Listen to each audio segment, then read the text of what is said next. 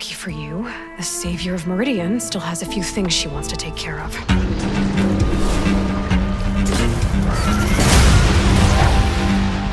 Successful sequels build on their predecessors in multiple ways. Think Mass Effect 2, Assassin's Creed 2 and Uncharted 2. They all improve on what came before them by conjuring up exciting new gameplay mechanics, developing characters through engaging stories, and switching up mission design to offer variety. Horizon Forbidden West does all of this with aplomb, building on the already impressive foundations of 2017's Horizon Zero Dawn to tell a thrilling story full of familiar explosive combat against elaborate robotic foes and blockbuster action sequences, but also adding Witcher-like settlements to the map and filling it out with great side quests. The result is a fantastic open world action adventure that, despite falling into a couple of its old habits, emphatically delivers on the promises made 5 years ago.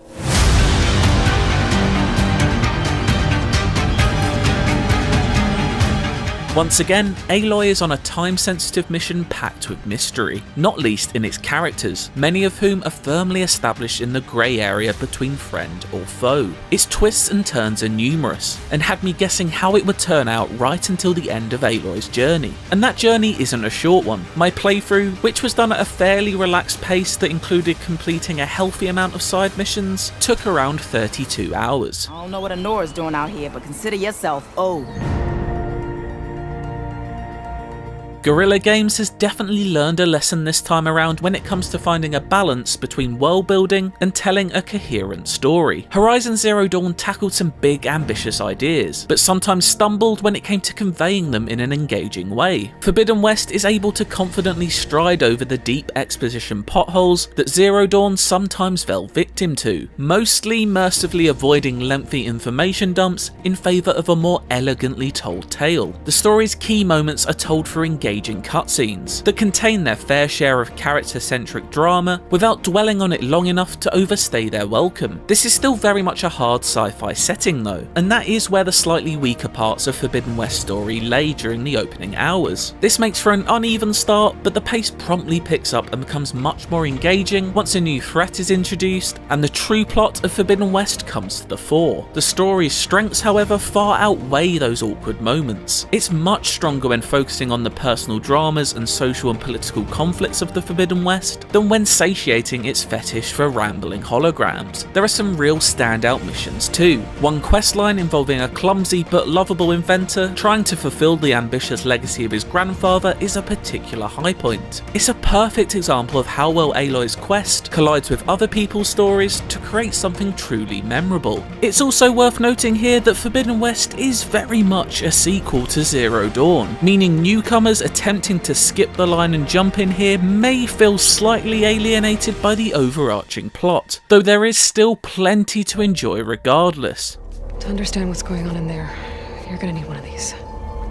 There are fantastic character moments that are delivered with a deft touch. It's a credit to the writers that I found myself caring so much about the fate of these people so quickly after meeting them. This goes for the actors embodying the characters too. Performances are brilliant across the board, with no one feeling out of place and even the most incidental seeming characters well observed. That's no mean feat considering the large cast of fresh faces you'll meet throughout your playthrough. The supporting cast does a great job of keeping you company. Val, an old friend of Aloy's from the Nora tribe who is with you from the opening moments, in particular provides warm companionship throughout and brings the best out of Aloy. It's a pleasant change when compared to the often lonely adventure of Zero Dawn. Actors Angela Bassett and Carrie-Anne Moss bring salvos of Hollywood caliber firepower to the story, but it's never enough to wrestle the limelight away from Ashley Birch as Aloy though. Naturally, she's at the core of everything in Forbidden West, and Birch carries that weight with confidence and panache, displaying power in loud pivotal moments, but also shining in the story's quieter, more heartfelt pockets. On the topic of the loud parts, while Zero Dawn may have been action-packed, its presentation never felt nearly as cinematic as this. Massive moments take place in masterfully choreographed cutscenes with swirling camera work, but subtler techniques, such as a wider lens used during conversations, add a filmic quality to dialogue-heavy scenes, allowing characters to use their bodies to move expressively and convey a wider range of emotion. Feelings run high over the course of the lengthy campaign too. And while this isn't anything like the trauma fest of something like The Last of Us Part 2, Forbidden West certainly tugs on the heartstrings.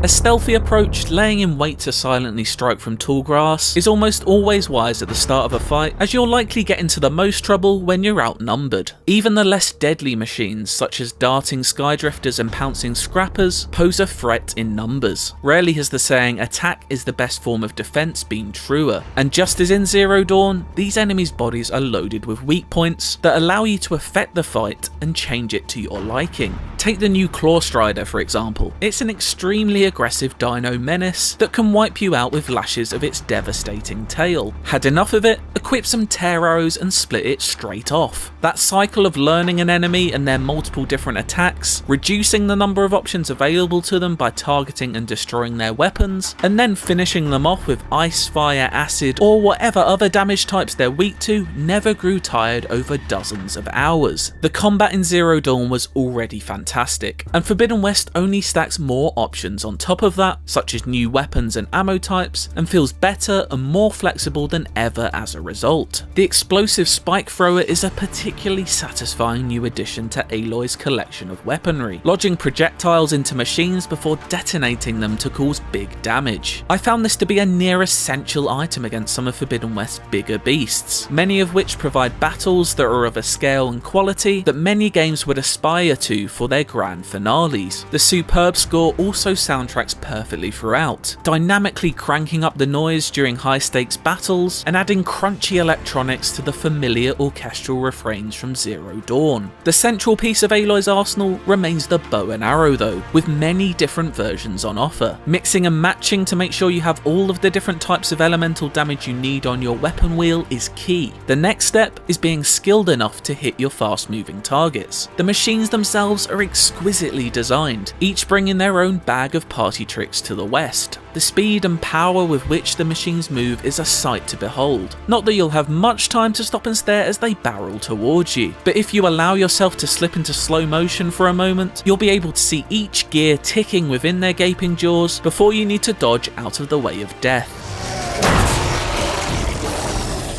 Zero Dawn cranked up the difficulty near the end of its story, and it's not too different here either. There are a few particularly challenging machine types that you have no option but to take head on, demanding you have full confidence in your chosen playstyle. Aloy's skill trees are extensive and allow you to tailor exactly how you want to play, certainly offering a far more extensive menu to choose from than the original. Out of the 6 different columns available, I put a lot of my points into the Hunter branch, in order to maximise my bow skills and increase the effects of the concentration ability, which allows you to slow down time. Valor surges are new special abilities unlocked on each skill tree that can be triggered intermittently throughout combat to really turn the tables in a fight. For example, one of the stealth surges harnesses stalker machine technology to temporarily grant you a cloaking device, making it easy to ambush unsuspecting enemies. Fighting packs of humans is entirely more dynamic in Forbidden West, as you scramble around architecture and vegetation and in and out of stealth.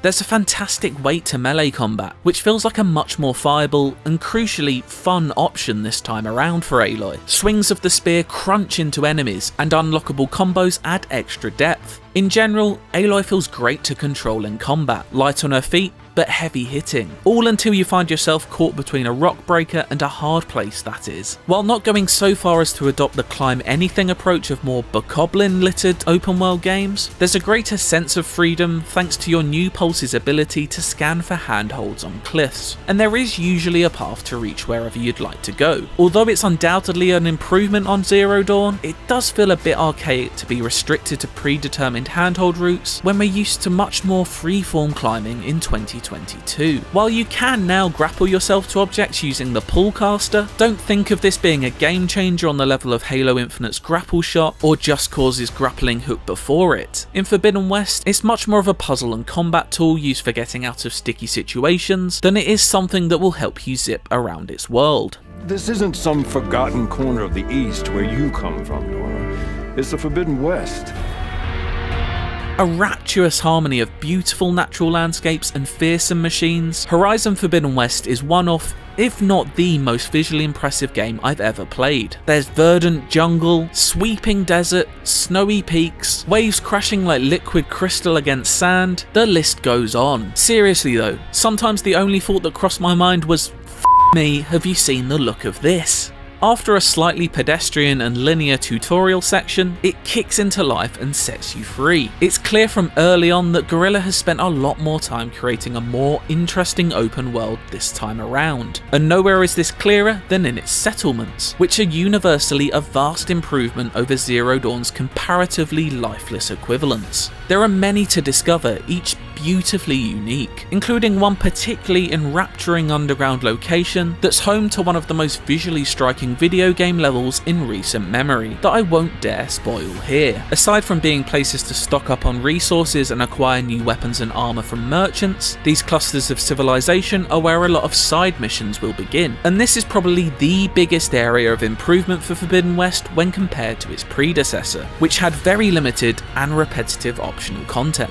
Side quests are infinitely more engaging and pretty lengthy too. They're not just throwaway requests from nameless wanderers, but instead are smartly woven into the main story. These side stories only enrich the experience, and while you may not have any active choices to make that influence their outcome, I really did feel like I was changing the world around me as I made my way through it. In that respect, it's quite easy to be reminded of The Witcher 3 in the way it approaches its secondary missions. You're not only all but guaranteed a fun time, but also very likely to find satisfying stories and unique pieces of gear for your troubles. We need confirmation. An inquiry.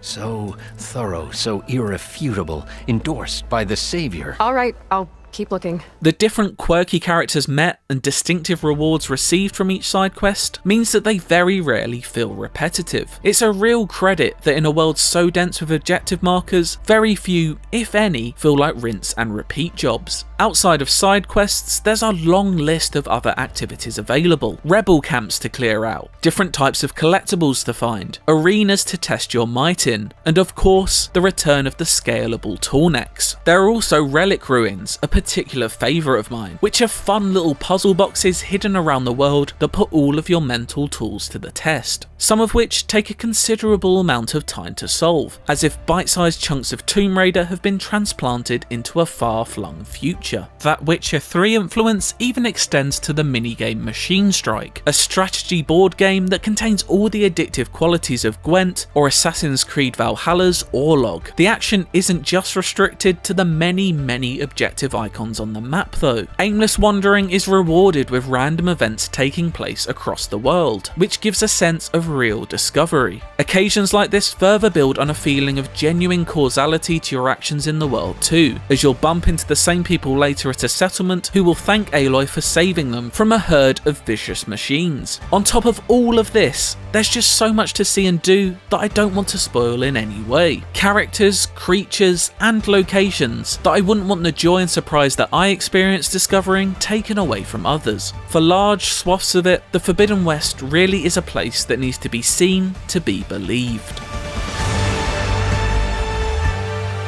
A triumphant combination of enthralling combat, top-tier creature and character design, and a captivating open world. Horizon Forbidden West is an absolute blast and fantastic showcase for the power of the PS5. Although the return of a couple of familiar series trappings and a noticeable lack of freeform climbing never threatens to derail the enjoyment, it does leave it falling frustratingly short of something revolutionary. Major evolutionary steps have firmly been placed in the right direction, however, and there's no doubt in the many of hours of fun to have with Aloy, who stakes her claim further to be one of this generation of gaming's greatest characters. Guerrilla has outdone itself yet again with Forbidden West, and at this trajectory, neither the horizon nor the sky's the limit for what could come next.